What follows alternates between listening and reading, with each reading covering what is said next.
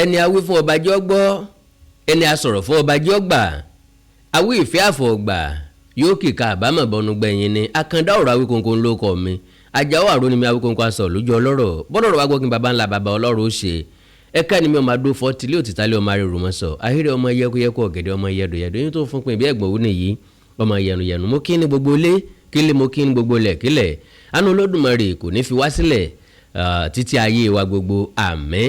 Náà mo fẹ́ sọ̀rọ̀ nípa ìṣẹ̀lẹ̀ tó ṣẹlẹ̀ nílùú Àbújá ní Wuse 5 kí ni ìṣẹ̀lẹ̀ tó ṣẹlẹ̀ òun náà ní lórí ọ̀rọ̀ arábìnrin kan torí kó yọ nínú ilé ìtura kan níbi tí ẹni tó gbé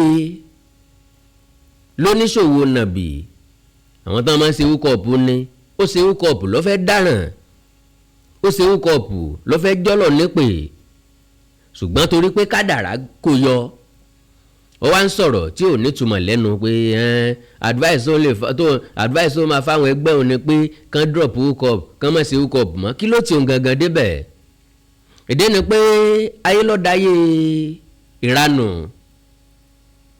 táwọn ọmọ wa di àtòbò jẹun wọn ò fẹ́ ṣiṣẹ́ àwọn ò lédàrùn wọ́n fẹ́ dán wọ́n fẹ́ ṣakọ wọ́n fẹ́ wọṣọ ìgbàlódé wọ́n fẹ́ lo nǹkan ìgbàlódé wọ́n fẹ́ lo fóònù tó ẹ̀sẹ̀ jáde láì níṣẹ́ láì lábọ̀.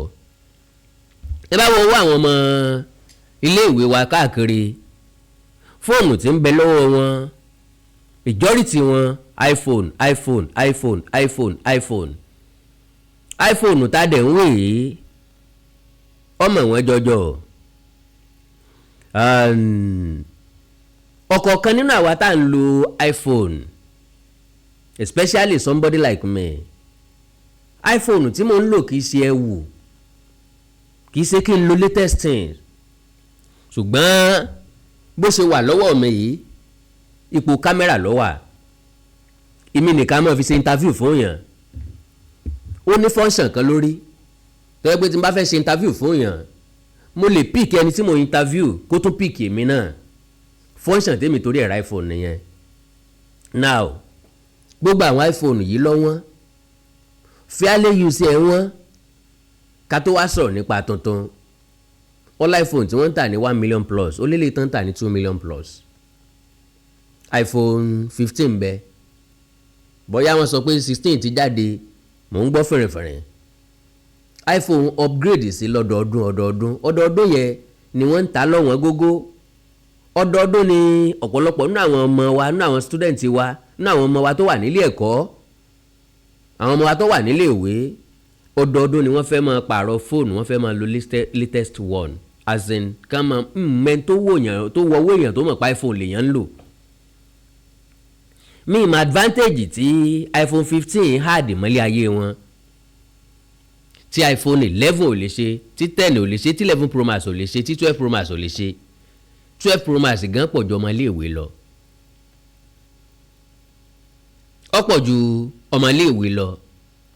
Now for example 11 Pro Max nìsín yóò ti ju 760 lọ ká sọ pé mi rà ní 700 ìgbà tí mo padà wo price ẹ̀ 760,000 naira èmi rí gẹ́gẹ́ bí irinṣẹ́ tọ̀dọ̀ mi as in tí n bá fẹ́ lọ síbi kan tí mi fẹ́ kó kúrò lọ tí mo dẹ̀ fẹ́ ṣe interview bẹ́ẹ̀ ọ̀rọ̀ mi lọ́rùn láti ṣe ó máa fún mi ní quality HD camera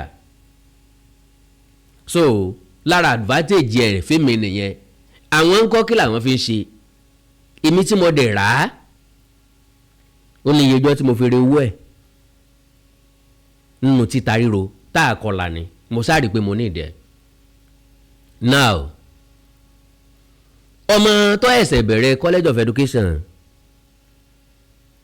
ọmọ tó ẹ̀sẹ̀ wọ poli ọmọ tó ẹ̀sẹ̀ wọ university ìyá ò lówó lọ́wọ́ bàbá ẹ̀ ò lówó lọ́wọ́ ó kó 500,000 400,000 600,000 900,000 láti ra fóònù.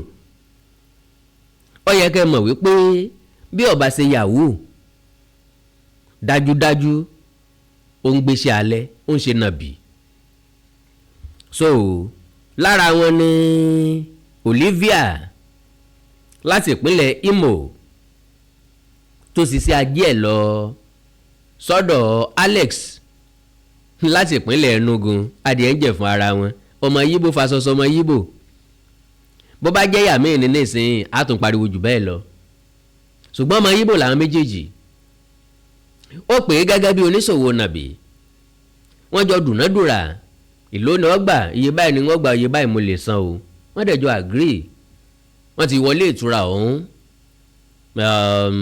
ní Wuse Zone 5 ńlọtẹ́ẹ̀lì yẹn wà bóyá wọ́n ti mọ̀fẹ́ tán ó ti gbaṣọ lára alákọ̀ọ́rí ọmọ olórí burúkú ọmọ àbí ìpabẹ́ ọmọ ọ̀sán tí kò gbogbo bá mọ̀mẹ́ ẹ̀ bóyá mọ̀mẹ́ ẹ̀ dẹ̀ ti sanná ní lọ who knows àìmọye ọmọ aláìníyàá ìyá wọn ń bẹ láyé o ṣùgbọ́n ìyá wọn ò tún sí láyé because majority ìyá ló ń demand lọ́wọ́ ọmọ iléèwé ẹlòmíì lọ́mọ ní higher institution ó fẹ́ kọ́ ọmọ yẹn máa wá ṣe fóun jẹ ọmọ tí ń bẹ iléèwé yóò sanwó iléèwé yóò round out yóò sanwó gbá yóò sanwó àwò yóò gbọ̀kadà lọ school yóò sanwó ilé tí ìyá tó ń dúró lé lọ́rùn bíbí ń pa òun ní ara òun ọ̀yá kó wá tọ́jú òun ọ̀nà wo ló fẹ́ kó gbà lo and behold lẹ́nu ọjọ́ mẹ́ta ni mo gbọ́ wípé àwọn ìyá yín ti dẹ́gbẹ́ kan lẹ̀ tí wọ́n pè ní Yahoo Mothers Association. How do you feel about that? wọ́n ló ti wà ní Benin kò ní pẹ́ délẹ̀ Yorùbá náà Yahoo Mothers Association àwọn ìyá tọ́mọ wọn ń ṣe yahoo wọ́n ti dẹ́gbẹ́ lẹ̀ so mọ̀dẹ̀mọ̀ páwọn ọmọ wọn tí wọ́n rí ṣe ń di yahoo náà wọ́n ti gbé mọ́tò sí wọ́n ń di àwọn ọmọ tí ò tí ì rí ṣe àwọn ìyá tó kù ọmọ wa sáré káàkiri fún wọn oríṣiríṣi láti rí ilẹ̀ Yorùbá ọmọ kan tó invite girlfriend ẹ̀ wá sí ìlú Ìkirè láti mọ̀wé níjó ní tóun àti ìyá ẹ̀ àti pásítọ̀ church wọn tí wọ́n jọ pa ọmọbìnrin yẹn tí wọ́n sìnkú ẹ̀ sẹ́yìn ẹ̀yìnkùlé ṣọ́ọ̀ṣì níjó ní tí wọ́n dájọ́ ikú fún àtìyá àtọmọ ṣé ẹ ti gbàgbé ìyá ẹ̀ ló mú lọ lé oníṣègùn pé ìṣẹ́ǹsì àwọn wọ́n bò ń ṣe nǹkan yahoo fọmọ náà ńgbà tí yẹn ò ṣiṣẹ́ ni wọ́n fẹ́ ṣe oṣó tán fẹ́ ṣe tọ́lọ́run fi padà táṣìírí wọn. now ẹja sọ̀rọ̀ pápápá lórí eléyìí tí mo fẹ́ sọ yìí. Alex àti Olivia wọ́n dùnádùrà bóyá wọ́n ti mọ̀fẹ́ bóyá wọ́n ti jọ ní nǹkan papọ̀ mi ò lè sọ ṣùgbọ́n fídíò tá a rí ni pé arákùnrin ti bọ́ ọmọbìnrin yìí sí bímbí ọmọ lúàbí pátá nìkan ló wà nídìí ẹ̀ pátá pupa so èmi ò fi fídíò yẹn hàn yín but unfortunately ẹ ní lè rí ìdí ẹ̀ sì ní lè rí pátá ẹ̀ kẹ wá rí bọ́mú ṣe ń ṣẹlẹ́yà lójú àwọn ọkùnrin tó pọ̀ dáadáa àwọn security kíní jọta ní ọ̀dà àbùbọ̀ mú nígbà tó o bá lọ́wọ́ ni arákùnrin ti fi sellotape ó ti di ọwọ́ arábìnrin yìí báyìí ó fi sellotape di ẹsẹ̀ méjèèjì papọ̀ ó gbé sórí iṣẹ́ sellotape wà lọ́rùn ẹ̀ ó fi nǹkan ha lẹ́nu bọ́lọ́run ọba kó òyàn yọ kínkínní báyìí náà mọ̀ ni ọpẹ́lọpẹ́ ìkan nínú àwọn òṣìṣẹ́ òtẹ́ẹ̀lì yìí tí ń tó yàrá ṣe káàkiri lọ́gbọ́ pé èèyàn ń pariwo lọ́gbọ́ pé èèyàn ń sunkún o lọ́kànlẹ̀kùn ló rárábìnrin ọ̀hún lórí ìdè ń bẹ̀ ńlọ́fọn rere ló pe gbogbo àwọn èèyàn káwọn tó lò tẹ́ẹ̀lì ó tó pa àwọn èèyàn wá kán tó pa àwọn security agents wá sọ́jà ń bẹ́ńbẹ́ ọlọ́pàá ń bẹ́ńbẹ́ civil defence wà ń bẹ̀ àwọn local hunters àwọn náà ń bẹ́ńbẹ́ ẹ̀mí àwọn fìjìláńtì àwọn náà ń bẹ́ńbẹ́ now arákùnrin ọ̀hún tó wá fẹ́ máa ṣàròyé let me explain wọ́n ní explain àbórí ẹ burú ni kí ló fẹ́ explain ó bá dé police station ọlọ́ọ̀rì mọ́ explain now. So kí ni yóò wá ṣẹlẹ̀ ká ní kò sí sábàbí ẹni tó wọlé tó débẹ̀ lásìkò yóò pa arábìnrin yìí,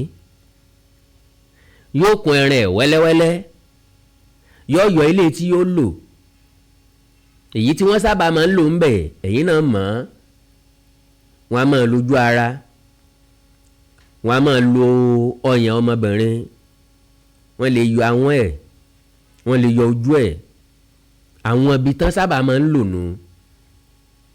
Ìgbà míì dẹ̀ rí wọ́n ó gé orí lọ tẹ́ẹ̀ni lè dá ohun tó mọ̀ rárá. Now Olivia wá ní wọ́n advice àwọn èèyàn o kí wọ́n má ṣe hookup mọ́, sí advice ẹ̀ so lè wọ́ọ̀kì. Báwọn hookup association bá ṣe hookup mọ́ kí ni wọ́n máa jẹ, because ntílé ayé wọn depend lé lórí rèé, ọ̀nà kan tí wọ́n gbàgbọ́ wípé àwọn ti lè máa rówó lélẹ́yìí. Láyé àtijọ́ ilé aṣẹ́wó ti wà tipẹ́tipẹ́, láti ìgbà táwa ti wà ní kékeré nínú ìlú wa láti mọ ilé aṣẹ́wó. Ilé bí ojúlé 6 báyìí ni àbójúlé 8, kò tó ojúlé 8, ojúlé 6 ni. Mo sì mọ ilé ọ̀ndọ̀la. So ilé yẹn làwọn aṣẹ́wó máa ń dúró sí. Àwọn aṣẹ́wó ọ̀hún ìwọ pátá ṣùgbọ́n wọ́n máa ń rorò ó. Mọ̀pábúlé lèmi ti wá, mi sọ mi Èkó. So a máa ń rí wọn. Ńbẹ̀ láti gbọ́ pé ọmọ kékeré kan lọ sí ọ̀dọ̀ wọn gbà kan póun fẹ́ ṣe, ó fẹ́ bóbìnrin tí ó fẹ́ dóbò, ẹjẹ́ àdẹnudé lónìí. So aṣẹ́wó tó lọ bá sọ wípé ọmọ kékeré kì í dóbò àgbàlagbà, fọ́ọ̀ràdí fọ́ọ̀rọ̀ mú kó máa lọ, wọ́n gbowó lọ́wọ́ ẹ̀, afẹ́ fi ṣe yẹ̀yẹ́ kú. Now nígbà yẹn ìtìjú wà. Lóòótọ́ la mọ̀ pé ọ̀dà adẹ̀mọ́ wò wọ́n pé irú àwọn èèyàn wo ni, ṣùgbọ́n àwọn èèyàn tí ń ṣe ń gbà náà ilẹ̀ Yíbò wọn ti ń wá Kàlábá níbi tẹ́ ẹ̀ ti mọ̀ wọ́n rí náà máa ń lọ. Unlike today tó jẹ́ pé ọmọ náà lu yín gangan oṣooṣo ẹ̀ẹ́dẹ̀mọ̀ yóò dẹ̀mọ̀ pé mọ̀. Mo ti sọ́rí pé láyé ìgbà kan bọ́n rẹ̀ wá bá fẹ́ wálé látèkó wọ́n wá ní kó wá ń wọ́ ọmọ ilẹ̀ o, èmi á mọ̀ sọ fún wọn pé èmi ọ̀tọ́ mọ́ o, n ò sì mọ́ ọmọ kankan o. Since 2006 2007 ni mo ti mọ̀ wípé wọ́n máa ń lọ gbé àwọn ọmọ wá láti universities, as in ẹ̀rẹ̀sẹ̀ délùú kan nísìnyí ẹ wá ní èdè obìnrin ó láwọn ọkùnrin tẹ́ pè wọ́n bá ń gádà wọn jọ nísìnyí wọ́n mú wọn wá, wọ́n dẹ̀ negotiate price, ẹ̀yin lẹ́sàn-án owó tán lọ fi gbé wọn, wọ́n dẹ̀ negotiate price, tí náà bá wọ̀ ẹ̀sàn owó tán fi dá wọn padà. So nígbà yẹn bó ṣe rí nìyẹn, ṣùgbọ́n nísìnyí kò sínú ìlú tí ò ti sí lóka olóṣó tó gbọ́ màlúù yẹn gangan. Láyé ìgbà yẹn àwọn tó jẹ́ lóka olóṣó kọ̀ọ̀kan ló wà, wọn ò dẹ̀ kí ń ṣe rádaràda wọn lọ́dọ̀ ọmọ onílẹ̀ ọmọ onílùú tán jọ ń gbé náà lò, ṣùgbọ́n kì í ṣe bí ìsìn. Kò sí tìjú mọ́ láàrin àwọn ọ̀dọ́ láàrin àwọn èwe wa. Ibì kan bẹ ní Àkúrẹ́ tí mo ti mọ̀ láti 1988 no láti 1998 96 97 98 wọ́n ń pè bẹ̀yẹn NEPA. Ńbẹ̀ làwọn obìnrin máa ń lera wọn sí lálaalẹ́. Àwọn girls since then náà máa ń lera wọn sí. Every one of us ló mọ̀ nípa Allen Avenue. Ńbẹ̀ làwọn obìnrin máa ń lera wọn sí lálaalẹ́. Wọ́n wà nífẹ̀ẹ́ bẹ́ẹ̀. Láago 10 sáago 10 àbọ̀ tó bá dé agbègbè kan fẹ̀ tó bá gbé mọ́tò dání tó bá park wọ́n máa sáré rọ̀ṣẹ́ ni. Wọ́n tún máa jà sí wọ́n ọmọ ẹ o, wọ́n tún máa jà sí bọ̀ na me get am na my customer ìwọ́ tẹ̀ ǹtò wáì ní gíláàsì mi òkè ǹtò yà tẹ̀nà pé abórí yín burú ni mo mọ̀ fẹ́ mẹ́ẹ̀kọ́ ni àbírú wàhálà wọlé léyìí èmi ò ti sá lọ ń tèmi. So tó bá park fúnra wọn náà máa ṣe I will be like ṣé ilé ayé tí wàá bàjẹ́ tó báyìí náà ni. So n tí mo ń bà mí lẹ́rù ń bẹ̀ tí mo fi mọ̀ wípé obìnrin lọ láyà jáwọ́ ọkùnrin lọ ni pé wọ́n wà níbẹ̀ tán bá ti rí kọ́sọ́mà títí dago 12 títí dago 1 títí dago 2 títí dago 3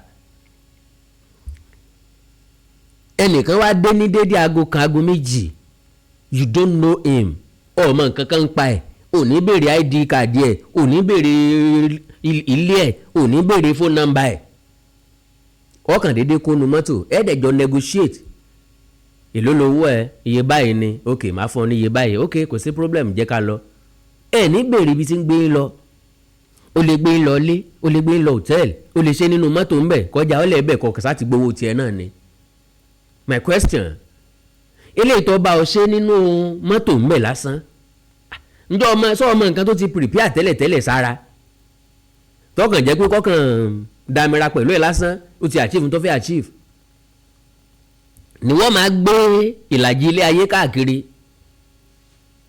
ilé tí ò dẹ̀ ṣe bẹ́ẹ̀ bọ́ ọ bá dénú mọ́tò tó gbé ọ débì kan tó yà bàrà nù gbó táwọn kan ti ń dúró dé tí wọ́n pín ọ lékìrí tí wọ́n pa ọ́ bí ẹran àpáta tí wọ́n gé ọ bí ìgbà téèyàn lọ gé ẹran náwó tí wọ́n dá ọ mọ̀mọ́ fóònù tó torí ẹ̀ ṣe wọ́n mọ̀ lọ ìjọ́rí tí àwọn tí ń so lóṣó tí ń ṣe hookup yìí aṣọ náà fowó ìrà wọn kì í fi ṣe nǹkan gidi ló fi jẹ́ pé tí wọn ò bá ṣe lójúmọ́ ibi ọ̀pá wọn gbogbo owó tán bá pa lénìí wọn àna tán gbalẹ̀ bá mọ́ wọn ra aṣọ wọn ṣerun mo wá ń sọ fáwọn èèyàn kan gbà tán sọ fún mi pé aṣọ àti irun náà máa fi mo ní pẹ̀lú iṣẹ́ tán ṣe yìí èmi rò pé ẹ kàn calculate ẹ̀ pé kíní ìwọ̀ lọ títí àzìn kan dẹ̀ ṣe díẹ̀ kan kówó jọ kan fi establish ara wọn ní establish kẹ̀ wọ́n máa fi ṣerun ni wọ́n máa fi raṣọ ni mo wá ní ibi tán ti ń ṣe mistake nìyẹn ẹni tó gbé ẹ lánàá kọ́ ni ó gbé ọ lónìí ẹni tó gbé ọ lánàá lọ raṣọ tó wọ̀ kì í ṣe ẹni tó fẹ́ gbé ọ lónìí wáyé tí wọ́n wèsì owó lórí aṣọ because ẹni tó fẹ́ gbé ọ gan òkí àpẹ̀lá aṣọ tó wọ̀ òbò díẹ̀ ló kí àpẹ̀lú ọmú tí ń bẹ láyé ló kí àpẹ̀lú sólóṣó àmọ́ kíìsì ni olóṣó ìkíìsì so ẹ kàn ń wèsì owó ṣerun kò sẹ́ni tó kí àpẹ̀lú irun tẹ́ ẹ ṣe because kò sí nǹkan tó fẹ́ so ẹni tó gbólóṣó máa ń fọwọ́ parun ni so wáyé tán yanṣẹ́ tí ò nídìí tí ò wúlò láàyò ẹ kàn ń balẹ̀ ayé ara yín jẹ́ ọ̀pọ̀lọpọ̀ èèyàn ló ti pàdánù ẹ̀mí ẹ̀ báyìí bí mo sọ ti lọrin ọmọ tí wọ́n mú kó lọ́fà just because of 15,000 naira wọ́n ti parẹ́ dànù. àwọn kan ní méjì tán lọ sọ́dọ̀ ọkùnrin olówó ọ̀hún tán wá àwọn méjèèjì tì oríṣiríṣi bẹ́ẹ̀ ló ń ṣẹlẹ̀ every blessed day. Ntí mo fẹ́ mú jáde ń bẹ̀ ni pé ṣó máa stop hookup sáwọn èèyàn ní ṣe mọ́ they will never stop. ẹ wo tẹ́ni yẹn ní jàre kò mọ géèmù ẹ̀ play ni ọlọ́run ní jẹ́ kírú ẹ̀ ṣẹlẹ̀ sí mi láéláé ọlọ́run má jẹ́ God forbid bad thing. God forbid bad thing. Fúnra màálù ní fẹsẹ̀ ara ẹ̀ rìn débi tí wọ́n ti pa o. A ní fẹsẹ̀ ara wa rìn débi tí ayé wa ò ti dópin. This is just a warning. Ìwọ ọmọbìnrin. Àwọn ẹgbẹ́ ẹ̀ kan ń bẹ wọ́n ṣòwò kéékèèké wọ́n dẹ̀ ń rọ́wọ́ mú lọ ẹnu. Gbìyànjú láti ṣe iṣẹ́ ó lè nìkan lọ bọ́ ọmọ jẹ́ ìgbà tẹ́ bá fi gbogbo ayé ṣe hookup ṣe é ronú láti settle down tẹ́ bá fẹ́ settle down ta lè máa settle down pẹ̀lú sẹ́ẹ̀tì balẹ̀ ayé ara yín jẹ́ kó tó dàsìkò tó yẹ kẹ́ settle down ntọ́sọ̀ pọ̀lọpọ̀ di aláìlọ́kọ lónìí nù Àkàndá ló rọ̀rọ̀ lẹ́nu bíi tẹjọ́ bá a wí tò nítọ̀la kẹ́ni mọ́ ní òní torí ẹ̀kọ́ jáwọ́ ṣùgbọ́n àwọn ọmọ wí ti wá ok mi ò tí ì fi fídíò yẹn gan hàn yín ẹ jẹ́ sáré fi fídíò yẹn hàn yín láàrin ìṣẹ́jú kan God bless you. Snap, yes, snap, I'm showing the snap, maybe I can go. The snapper. On tire, finish everything. We are tying, on tire. Look at him go. You're already naked, why are you carrying out this?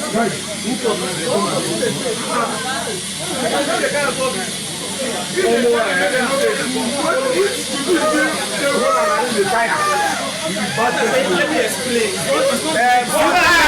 Stupid. What do you want to explain? Just imagine. For what reason did you tie a human being like this? Are you stupid? What do you want to explain? You're a bastard for saying you want to explain. Okay, it's okay. It's okay. Okay, I know inside and where your clothes. Go inside and where? Go inside and where? Look at your life. If they tell you people to stop here, you will stop HOOKUP. You say young man. That's how we take go. Go say this guy where they clean house. If I don't go, somebody shout now. We can't be person. Like that guy where they clean room. Don't die. That's why you will finish this place here. Before you know you will leave. Then is like continue to come and meet you. Eh? Then the whole thing go answer bad name. Every time they carry big car, you see them. Okay, what's your name? Okay, what's your name? Okay, what's your name? What's your name? Huh? Alex. Hey, raise up your face. I said Alex. From where? Alex. Alex, raise your head up. Hey, stop that. Alex, you, what's your name? What's your name? What's your name? Hello. Olivia. Hello. Don't touch anybody. Hello.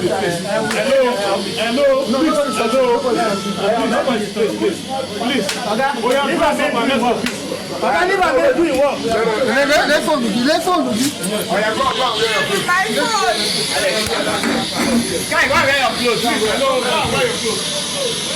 I'll give it to her. Look for her face and give it to her. Wait. My guy, it's okay. Don't worry. It's okay. You guys take it. Okay, come. Before you do some people, you must have gone to that. Come and explain to us. What happened? What happened? Explain to us. Stop. Let's go. No, wait. Explain. Let's hear. What happened? When I go here, okay. They're asking me questions. Wait. Just tell us your name. What's your name? My name is Olivia. From here? I'm from Imo State. So when I go, Where are you from? Imo State. okay. Hey, come on. No, I don't. I'm not hearing explanation. How do you meet you? Oh yeah, let's go. Carry your problem to come, please. Thank God we catch this guy. Don't touch anybody, please. Don't bring the guy. ìwúrí ọdún tuntun níbi tá a ti máa ń tọrọ ohun tá a fẹ́ tẹ́lẹ̀ dọ̀ sì máa fàṣẹ sí ní wàrà ṣe é sà tọdún yìí tó ti wọlé dé o. ọ̀rọ̀ ni ọmọ ṣẹ́gilájẹ́ ẹ̀là àwòrán ọmọ làpúlà sọ̀rọ̀ ọ̀gbìngbìn kan gbogbo wọn gorí ìrókò wọn pariwo ajé tantan gbogbo ẹ̀dá yìí pátá tó fẹ́ bẹ́gbẹ́ pé lànà lẹ́nu iṣẹ́ òfẹ́ máa rí tajé ṣe kó sòwò kó bóde pàdé ìṣègùn ọ̀tá lójú ayé àti lójú ọ̀run ẹni tó ń wá ọmọ lọ́jọ́ tó ti pẹ́ ìjákulẹ̀ lórí ìwé ìrìnnà ní gbogbo ìgbà ò ti ń rí jẹrí mu tẹ́lẹ̀ ṣàdédé ní gbogbo nǹkan lọ́bìrìbì tètè máa bọ̀ níbi ìwúrí ọdún tuntun yìí èyí tó máa wáyé fún ọjọ́ mẹ́rìndínlógún gbáko ní dẹ̀sẹ̀mbà ọdún tá a wà yìí kó wá tọrọ gbogbo ohun tó fẹ́ fún ayé rẹ ní ti dáadáa káwọn alálẹ̀ ó sì máa fàṣẹ sí lójú ẹsẹ̀ àwọn tó wá lọ́dún tó kọjá ohun tí wọ́n fẹ́ ti tó wọn lọ́wọ́ wọ́n ti ń gbé ìgbésí ayé ìrọ̀rùn báyìí ìwọ náà má ṣàfira ẹ̀ wá gbọ́ o ẹ̀yin tẹ́ bá wà lọ́nà tó jìn lórílẹ̀‐èdè nàìjíríà àtẹ̀yin tẹ́ wà ní èyíkéyìí orílẹ̀‐èdè ní áfíríkà tó fi mọ́ ẹ̀yin tẹ́ wà nílùú òyìnbó tẹ̀lé ráàyè wá síbi ètò yìí físíkàlì ẹ̀ má fòyà ṣẹ́rí bí ìwúrí ọdún tuntun yìí bá ti ń lọ lọ́wọ́ ní dẹ̀sẹ̀mbà a máa ṣe fídíò kọ́l pẹ̀lú yín tí kálukú dẹ̀ máa ṣe ìwúrí rẹ̀ lẹ́yọ kọ̀ọ̀kan ní èmi kan ìwọ kan tó lóyìnbó ń pè ní one-on-one táṣe ó dẹ̀ máa gùn lójú ẹsẹ̀ privacy yìí jẹ́ wá lógún gidi gan ni o àwọn tí yóò máa súre fáwọn èèyàn níbi ètò yìí mímọ́ ni gbogbo wọn wà àwọn alálẹ̀ ló ń ń gbẹnu wọn ṣàṣẹ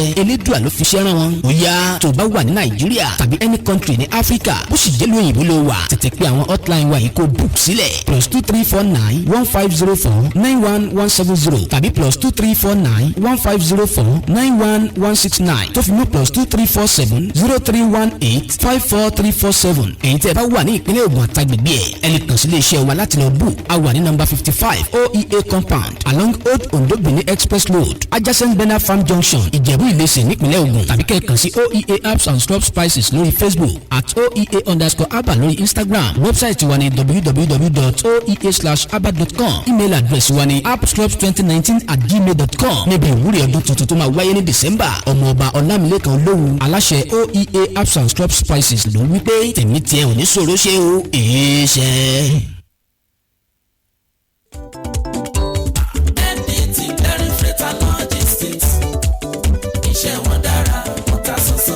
MDT Clearing Freight and Logistics. bá a ṣe kárí ayé bẹ́ẹ̀ ni òye iṣẹ́ yé wa. Cargo Services wá dúró tán láti Nàìjíríà. a ó bá yín gbé nǹkan ránṣẹ́ sí àwọn èèyàn yín ní Europe, UK, US, Canada, Asia lọ bẹ́ẹ̀. Gààrí, epo pupa, ẹ̀gúsí, ẹja gbígbẹ, ìgbín, irú, àpọ̀n, aṣọ, ìlẹ̀kẹ̀, àwọn ìwé tó ṣe pàtàkì àti bẹ́ẹ̀ bẹ́ẹ̀ lọ. kò tán síbẹ̀. MDT Clearing Services lékè téńté. àṣẹ tó ń tẹ̀jọba tá a gbà. ó ń mú àwọn èèyàn yàn wá láàyò láti port. ọwọ́ kan ni MDT á clear kọ̀ńténà yín jáde fún yín. bó ṣe kọ̀ńténà tó kún fún káà lóríṣiríṣi tàbí ohun mìíràn. àwọn òṣìṣẹ́ wa kọ̀ lálá. professionalism wa kò lẹ́gbẹ́. MDT doorstep delivery service náà ò gbẹ́yìn. níbikíbi lágbàáyé àwa gbé ọjà yín fún yín lẹ́nu ọ̀nà yín. MDT tún bá ní rajà. product sourcing ìyẹn ni pé à á ràn yín lọ́wọ́ láti ra ohun tí ẹ fẹ́. à á sì fi ránṣẹ́ sí yín ní kánmọ́ kóbó. ní MDT Clearing Freight and Logistics.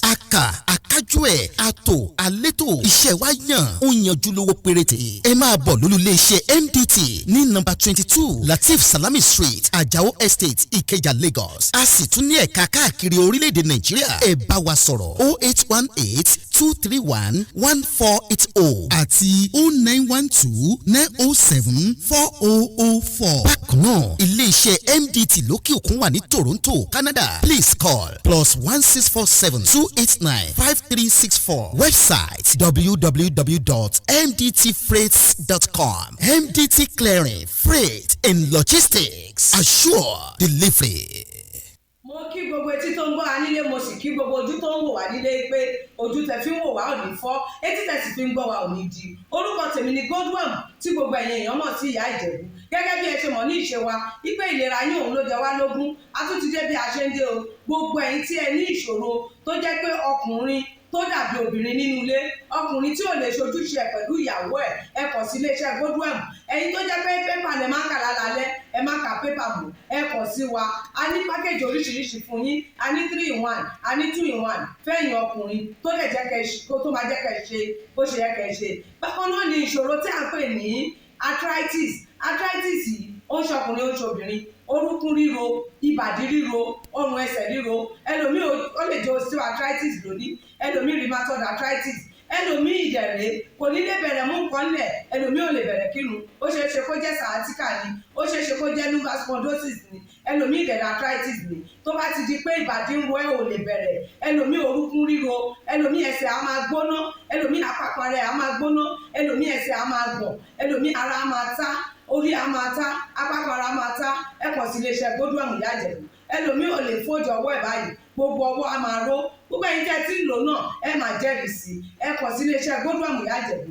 bákan náà ni àwọn èèyàn tó ń tọ̀ ìtọ̀ àtọ̀jù yìí ó ṣeé ṣe kó jẹ́ pé prostate enlargement ni. fún ẹ̀yin ọkùnrin tẹ́ ti lé lọ́mọ 40 ọdún tẹ́ bá ní prostate enlargement ẹ lè máa tọ̀ léraléra. ẹlòmíì ò lè rí tọ̀tọ̀ rárá.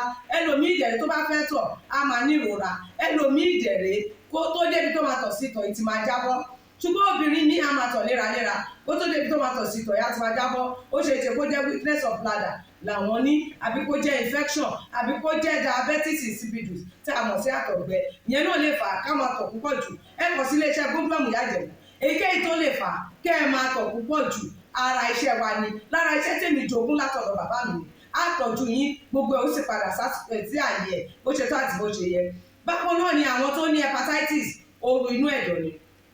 ṣùgbọ́n tí hepatitis bá ti pẹ́ lára ó lè ba ẹ̀dọ̀ jẹ́ ó lè fà á kéèyàn ní enlarged liver ó dẹ̀ lè fa oríṣiríṣi ìṣòro sí ẹ̀dọ̀ yẹn ẹlòmíì á máa ní àmì bí kínú máa dùn bí kójú máa pọ́n kítọ̀ ẹ̀ máa pọ́n ẹlòmíì dẹ̀ kò ní rámì rárá bóyá lọ ṣàyẹ̀wò wá kàn sọ fún pé ó wà positive ẹ kàn sí wa ẹlòmíì dẹ̀rẹ̀ ó lè jẹ́ liver cirrhosis lòun ní èyíkéyìí tí ẹ ó ìbàjẹ́ ẹ kàn sí iléeṣẹ́ gbódúọ̀mù yájẹ̀mú bí mo ṣe sọ̀rọ̀ yìí tẹ́ ní prostate ó jẹ́ prostate enlargement ni ó jẹ́ prostate cancer ni ẹ kàn sí wa pẹ̀lú ògbọ́n Ọlọ́run ẹ ní rí bákan náà mọ́ mo ti sọ fún yín gbogbo ìṣòro yòówù kẹ́ni ewé àti gbòǹkan mélé tí àwọn bàbá wa ń lò láyé àtijọ́ tá a ti gbé kalẹ̀ lọ́nà ìgbàlódé tó sì ṣe bẹbẹ lágbára òun là ń lò fún ọmọdé àti àgbà ẹ kàn sí wa ẹ ní kábàámọ̀ pẹ̀ ṣe bẹ́ẹ̀ ẹ̀rọ ìbánisọ̀rọ̀ mi ní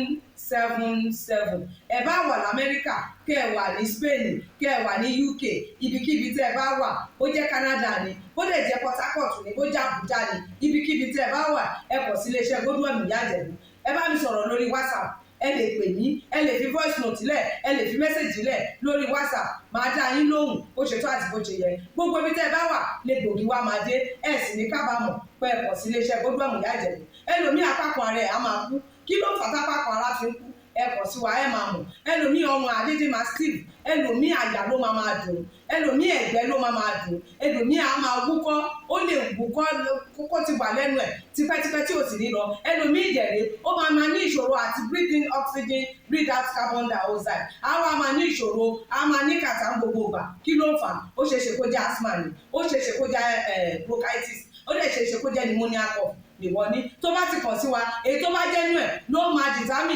irú egbògi tá a lè kẹ̀rà láti lè ṣe wa ẹ ṣe mọ̀ mo ti sọ fún yín o ẹ̀rọ ìbánisọ̀rọ̀ wa